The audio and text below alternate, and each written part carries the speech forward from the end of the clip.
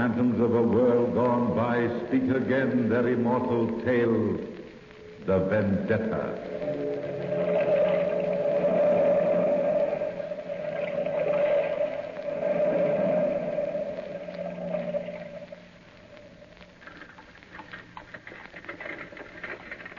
Give me a penny, mademoiselle. Just a penny for an old lady. I'll tell you a story if you'll give me a penny, monsieur. Sorry, Gypsy, not today. How about you, madame? Me? How about a penny for my story? Well, Just a penny for a story you won't forget. I never could resist a story. It's a deal. You tell the story and I'll give you the penny. Well, we'd better sit down on the front steps of the museum here. Now, the story starts in an attic of an old pension. The story is of two lovers who were sitting together in an old attic in a two-gabled building where the wind softly shook the old shutters as it blew by. The girl was beautiful, and those two were in love, and she was telling him the story of the Vendetta. Jenny, my darling, tell me about the Vendetta. It was so long ago, Louis, but I'll never forget the fires and the flames. Sometimes at night I still think of myself as that little girl in Corsica, sitting with her mother in the living room. I can still see our sworn enemies, the Porter family, breaking in, pouring kerosene on our rugs, and see the fire start. Those fires which were meant as our funeral pyre. I can still hear my mother scream before she died.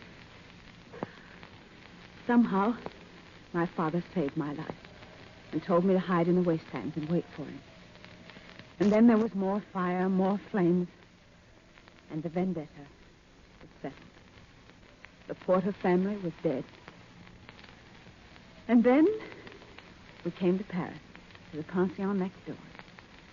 I remember the ugly white stone building, the long, rickety flight of stairs to the three-room flat on the third floor.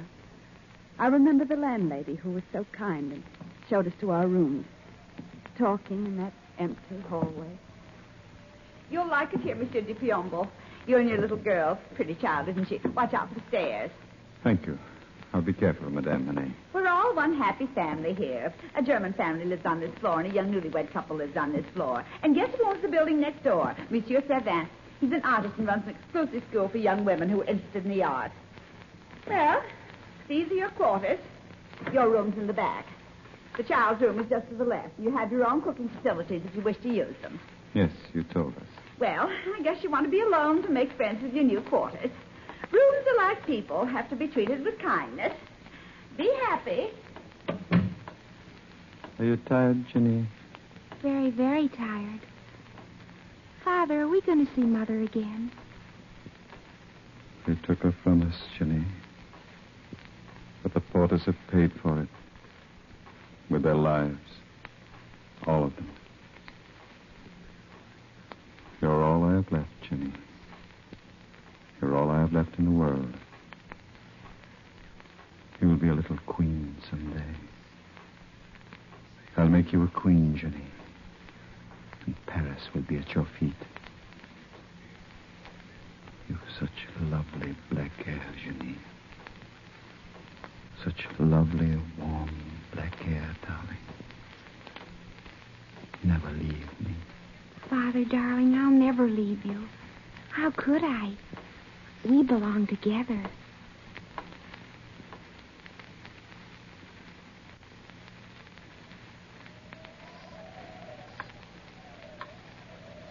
And so you and your father lived in the pension? You were happy, Jenny? Oh, so happy, Louis. You've no idea.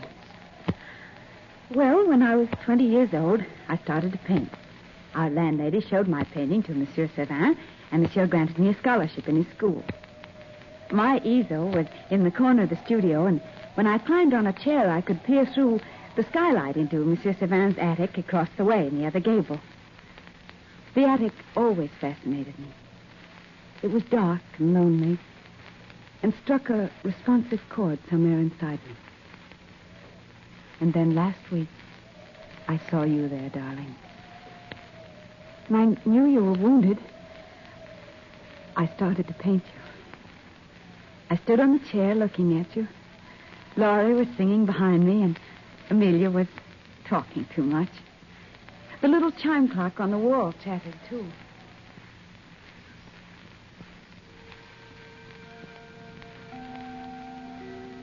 They say the soldier escaped somewhere in this neighborhood, but they'll get him. There's no doubt of that. After all, he deserves to die. Every Bonapartist soldier deserves to die. After all, who are they? Nothing but a lot of cutthroats and Corsicans. Amelia, what a cruel thing to say. Think of our darling Ginevra. Oh, honestly, Laurie, you make me sick. What are you doing standing on a chair, Ginevra? I was seeing something in my mind's eye. You were talking about Napoleon, Amelia. I'm interested in your views. Oh, of course. You're a Corsican. Are you for or against Napoleon? Since Napoleon's been banished, it doesn't make much difference, does it? Well, maybe not. Except there's a soldier of Napoleon's army hiding out in this district. The police might be interested in you, Ginevra, if you're a sympathizer. If somebody were to tell them about you. Amelia, stop it. Let's see what you're painting, Ginevra. Oh, no, Laura, please. Darling, it's a lovely piece of work. Who is he? Who is who? This man Ginevra's painting. A man. Well, we didn't know. Mademoiselle, would you please return to your easels? No artist ever gave anything to art who supplied the world with gossip. We were just admiring the Corsican's work, Monsieur Sauvin. She's painting a portrait of a young man.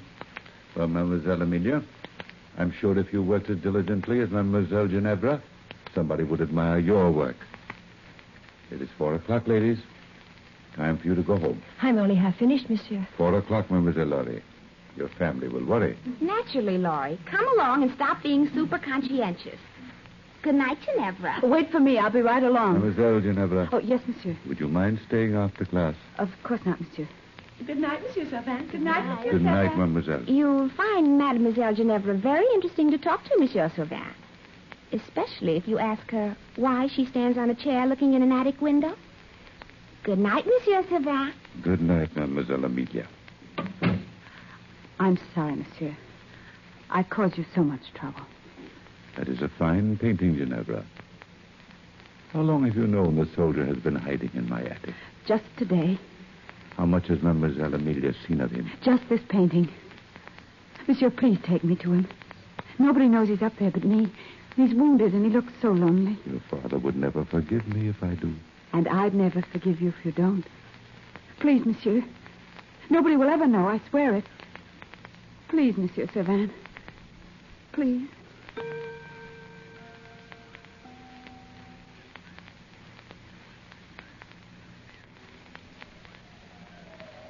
And so he brought me to the attic.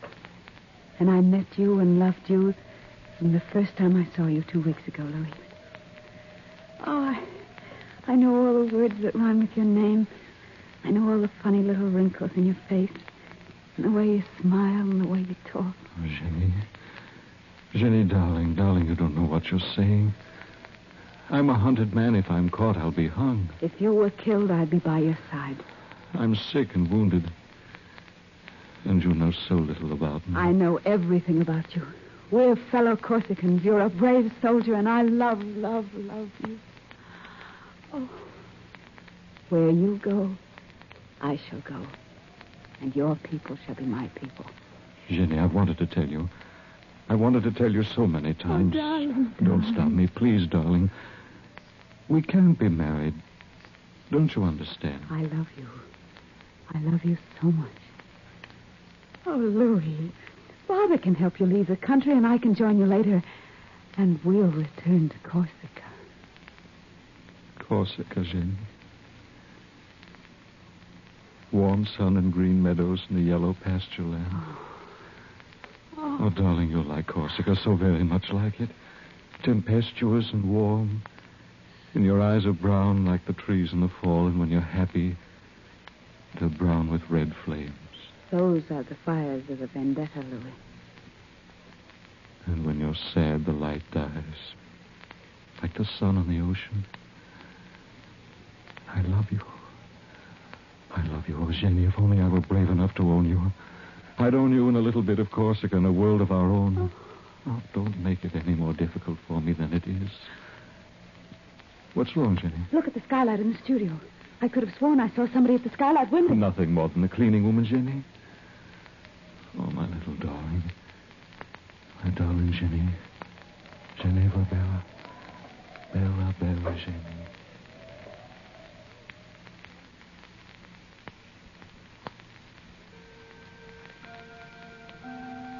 What are you doing standing on the chair looking out the skylight window, Amelia? Oh. What are you looking at? You know very well what I'm looking at, Laurie. You've known all along about Ginevra and her lover and their secret rendezvous, haven't you? What if I have?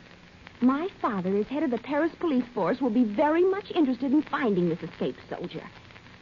If you help the soldier escape, I'll tell my father you helped him to escape. They'll put you in jail, Laurie. In a dark hole of a jail with rats and roaches, and they'll forget about you. And let me go, that is, Amelia. if you don't keep your mouth shut. My arm. What are you going to do, Amelia? Wait and see, Laurie. And if you want to stay out of jail, you keep your mouth shut. I think I better see Ginevra's father.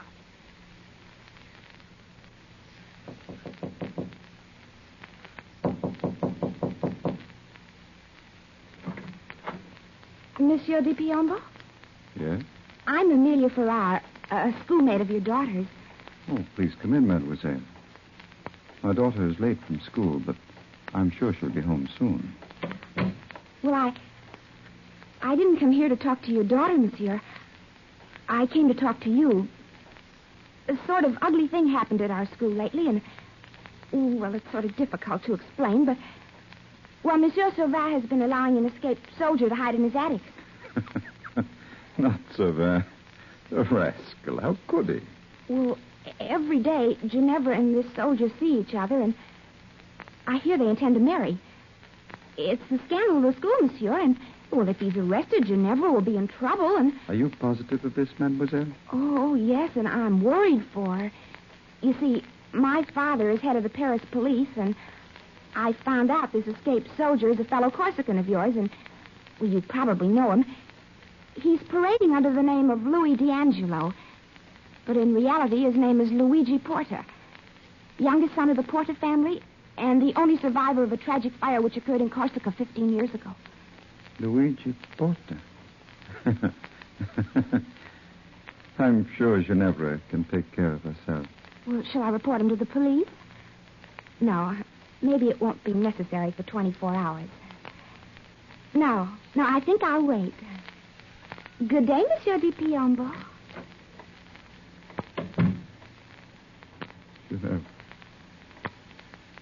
Ginevra Bella. Not a Porta. Oh, no, Ginevra mia. Not marrying Luigi Porta. Not my own daughter.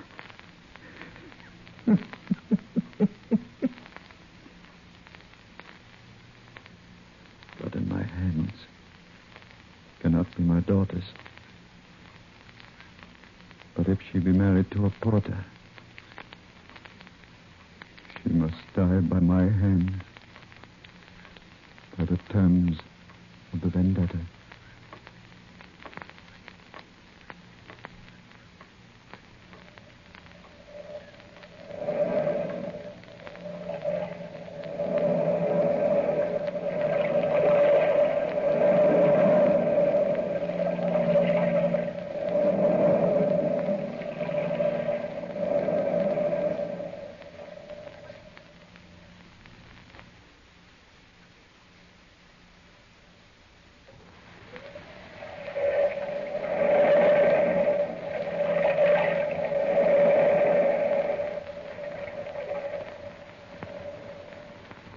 Amelia.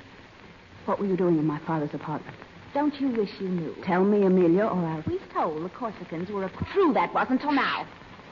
Don't speak so loud. What do you know about it? What do you know? Everything. I know that you're Corsican sick and peasant blood you have. Oh, you'll be sorry, Ginevra. Very sorry for this. Amelia. Stop following me. I must know the truth.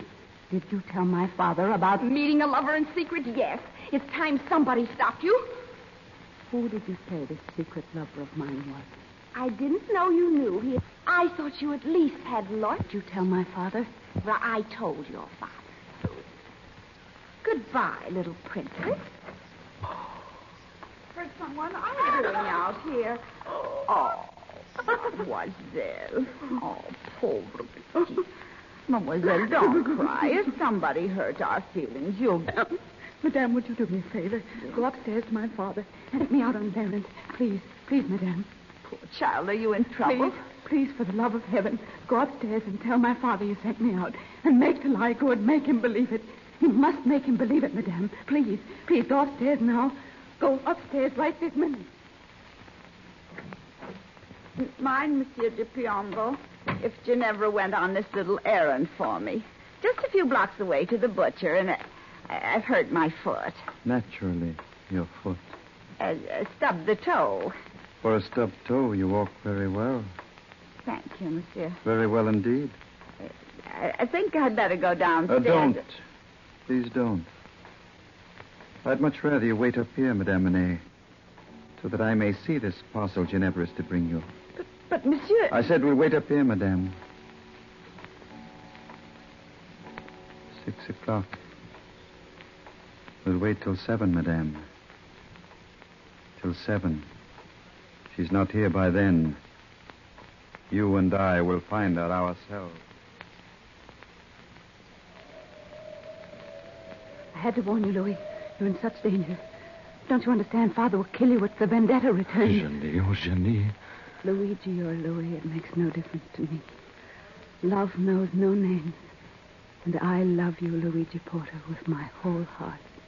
But if we're married, you'll become a porter. And by the terms of the Vendetta, as long as the Piombo lives, all porters must die. If you become my wife, you must die as well as I. Without you, Louis, I wouldn't be alive. My life, my love. We'll take our chance. If only Monsieur Servin is right. If only he can get us out of the country at midnight. We must believe it. Darling, as soon as the priest arrives and we're married, I'll return home and wait. I'll wait until midnight. Be careful, darling. Be careful. Nothing can go wrong, Luigi. The carriage will be waiting, and Servin has our passports already. How can you get out of the house without your father suspecting? I'll find a way somehow. Oh, Monsieur Servin, you frightened me. I'm sorry, my dear, but the priest is waiting for you. Darling Ginevra, take my arm, my sweet. Oh. Lead the way, Monsieur Servin.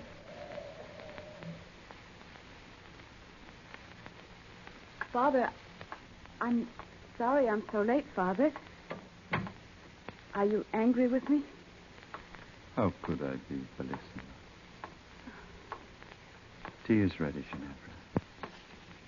Been ready a long time. Waiting for you. I'm so sorry. Shall I warm the water? It's not necessary. Come, carissima. Sit by the window with me. As you did when you were a little girl. Very little girl. Of course. How gay the table looks, Father. Almost as if we were celebrating something. Candlesticks, the best tea plate. Sit down, darling. Here, next to me. And the very best teapot. And the old Corsican knife. It's a lovely knife. I've always loved it. What are we going to carve with it? You've no cake. Your tea, Ginevra. Thank you. I knew you'd leave me for some man or other. I've always known that, Ginny. Come, carissima. Sit close to me. As you did when you were a little girl. But, Father... You're still my little girl. Father, You draw away from me. Are you afraid of me? No, Father, no, darling, no. My little princess. My beautiful Ginevra. Carissima. With your heavy, long black hair. Such heavy, warm black hair. Other hair is dark. Other hair is thick and fragrant. Other hair is beautiful. But yours, Jenny, yours is Corsica. Corsica. Don't look at me, Ginevra, cara. Cara, look straight ahead out the window. Yes, Father. What do you see out there? Trees and grass. And people laughing, happy people. A boy and a girl and a baby. And an old man. A lonely old man, cara. There's no old man out there, Father. Father, what are you reaching for? The knife on the table. Why? You and the knife are the only two things left me from Corsica. No, don't turn around. Keep looking out the window, Ginevra. Keep telling me what you see, my darling Carissima. Why, Father? Are the boy and the girl happy? Father! Are they, Ginevra? Are they happy, darling? Father! Father! Father! I'll hold you in my arms, my darling, and the pain will go away. Father! I waited for you for 2 long hours. I stood by the window watching and waiting. I saw Savant leave and return with the priest. Oh, cara Jenny. Then you came home. Not my Carissima. Not my darling. Oh, Father, the pain. The pain. You came back to me. The wife of Luigi Porta. Your mother's murderer. You were Piombo to become a porter. The pain, Father. The pain. Goodbye, Ginevra. Your hair. Your warm black hair. The knife. There. Draw it out so slowly. And my life for your life. The life of a Piombo for the life of a porter. Carissima. Carmia. Carmia. You'll not be alone. Not alone in death.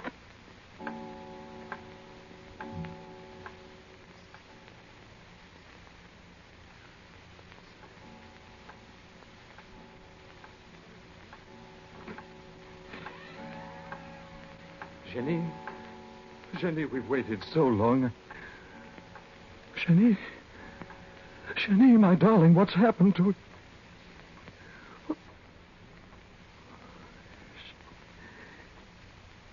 She's dead. Both of them. Vendetta. Oh, how could dead hates come out of the past and murder the only beauty in my life? Oh, Jenny, my darling Jenny. My wife for 5 short hours. The knife. Yes, that's the way. Yes. The knife. Here. Where it'll be sure. Goodbye, my Jenny. Luigi. Jenny, I'm coming to meet you. I hear your voice. Luigi. What have you done? Luigi. I'm coming, Jenny. Luigi. Oh, Luigi, couldn't you wait? I'm not going to die, Luigi. I'm not going to die.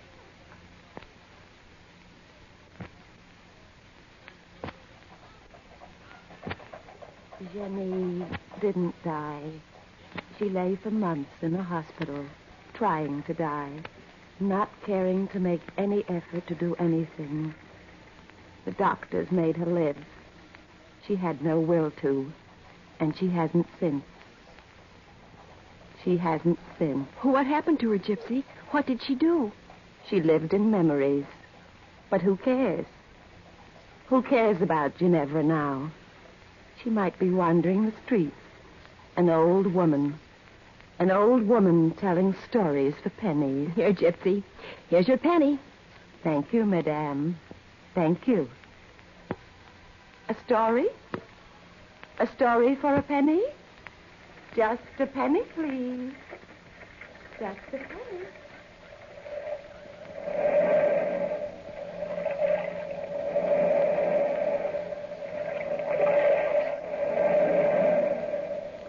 From the time-worn pages of the past, we have heard the immortal tale, the Vendetta.